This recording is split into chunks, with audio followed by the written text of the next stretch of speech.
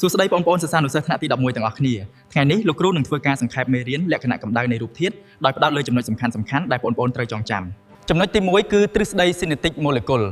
រូបធាតុគ្រប់យ៉ាងសុទ្ធតែបង្កឡើងដោយអាតូមនិងម៉ូលេគុលដែលមានចលនាជាប់ជានិច្ចក្នុងអង្គធាតុរឹង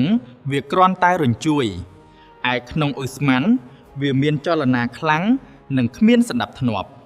យើងកំណត់យកឧស្ម័នបរិសុទ្ធគឺជាគំរូឧស្ម័នដែលម៉ូលេគុលវាមានទំហំតូចខ្លាំងហើយគ្មានកម្លាំងទាញគ្នាទៅវិញទៅមកឡើយនេះជួយសម្រួលដល់ការកណនារបស់យើងចូលដល់រូបមន្តសំខាន់ៗទី1ច្បាប់ប៊ុយម៉ារីយ៉ូតនៅពេលសីតុណ្ហភាពថេរសម្ពាធគុណនឹងមាត្រនៅភាពទី1ស្មើនឹងសម្ពាធគុណនឹងមាត្រនៅភាពទី2ពោលគឺ P1V1 ស្មើ P2V2 ទី2ច្បាប់សាលគឺ V1 លើ T1 ស្មើ V2 លើ T2 នៅពេលសម្ពាធថេរ